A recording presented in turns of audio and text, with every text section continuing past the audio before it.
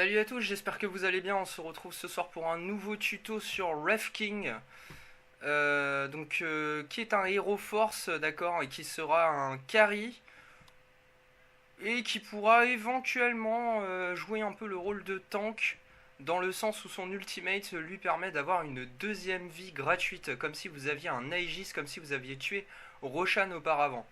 Allez, c'est parti, on attaque tout de suite avec Wraith King. Alors, Wraith King, Hero Force, donc c'est parti. Premier sort, qu'est-ce que c'est? C'est un stun. Le Wraith King va envoyer une espèce de pierre ou un crâne, en fin de compte, sur un adversaire à une petite portée, ce qui va assommer cet adversaire jusqu'à 2 secondes.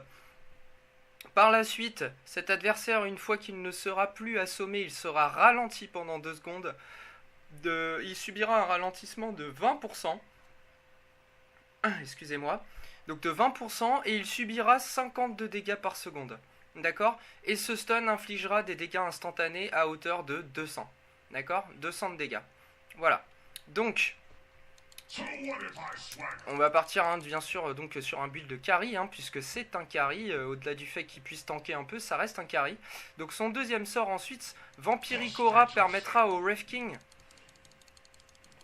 de régénérer de la vie quand vous allez frapper des adversaires ou des creeps, d'accord? Cette aura donc vous permettra de voler jusqu'à 30% des dégâts infligés. Vous aurez la possibilité soit de l'activer pour qu'elle marche pour vous et pour tous vos coéquipiers, d'accord? Si vous ne l'activez pas, elle fonctionnera uniquement pour vous. Voilà. Troisième sort, Mortal Strike. Alors en fait c'est simple, ce sont des coups critiques.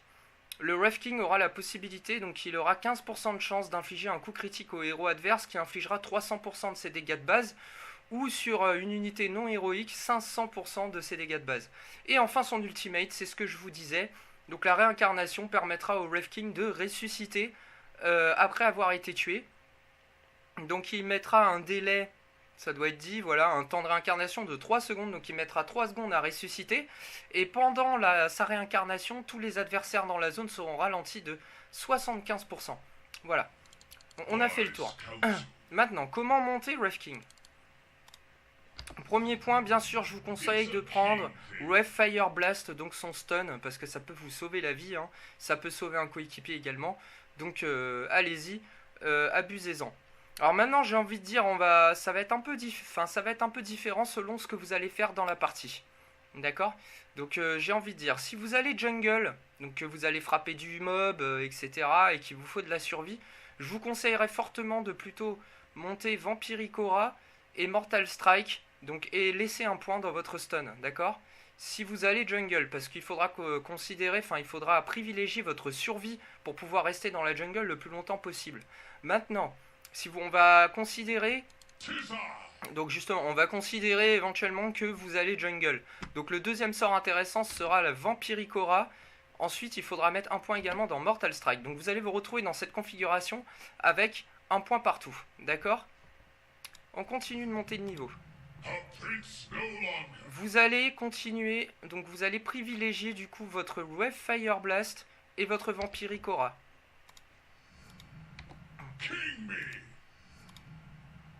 Prenez votre ultimate évidemment quand vous l'avez. Continuez comme ça. Votre stun toujours en priorité. Votre aura de régénération. Votre stun. Votre aura de régénération.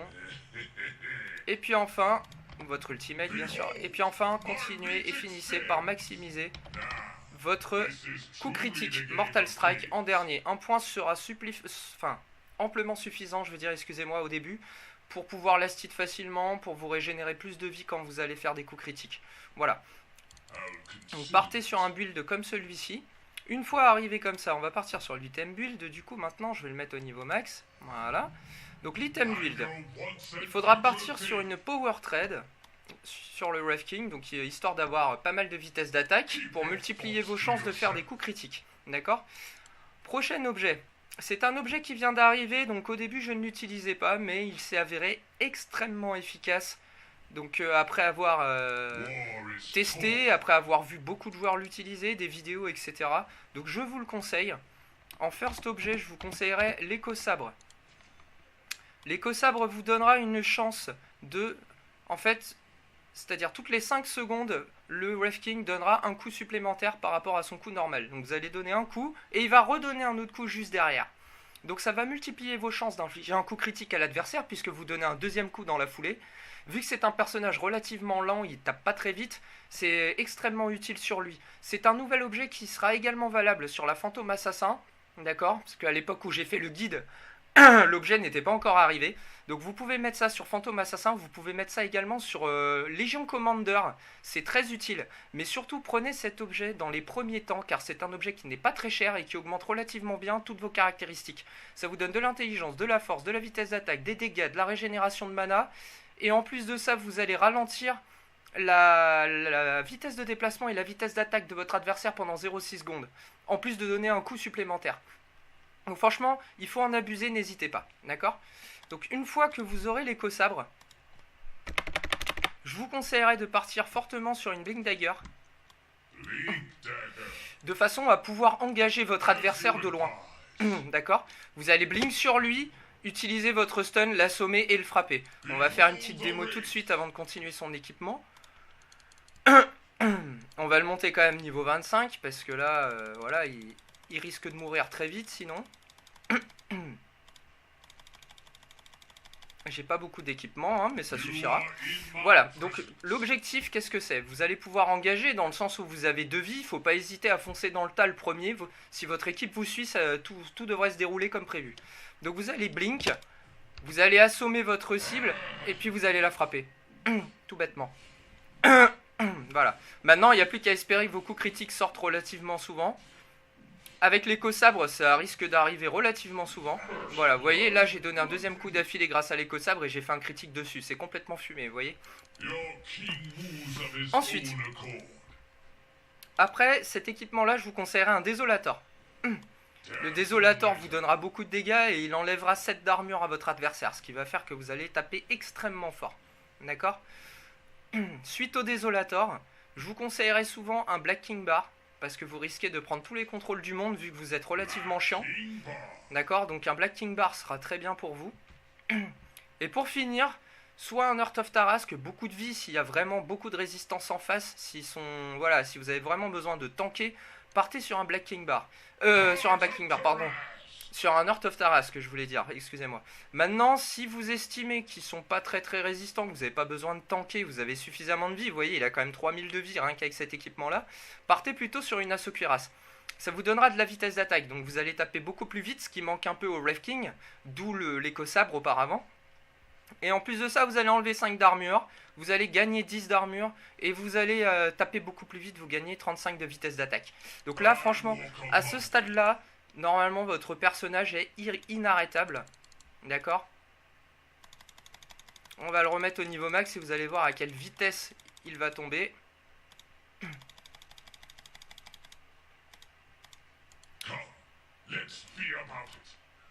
Ouais, il passe à moins 12 d'armure hein, parce que vous cumulez l'assaut cuirasse et le désolator. Donc ça fait très mal. Bon. On va faire une engage basique. Donc vous avez votre blink dagger. Donc vous blinkez, on stun et on tape. Et là je fais pas de coup critique hein. Vous voyez, là le coup critique est sorti. L'éco-sabre c'est juste complètement fumé sur lui hein. Tout comme sur le Légion Commander d'ailleurs. Et la PA, vu que ça multiplie vos chances de faire des coups critiques. Donc vous allez blink, BKB, stun et taper. Vous voyez les coups critiques quand ils sortent. Voilà. C'est relativement vite, c'est rapidement réglé. Hein. On a quand même, là, je suis quand même face à des tanks.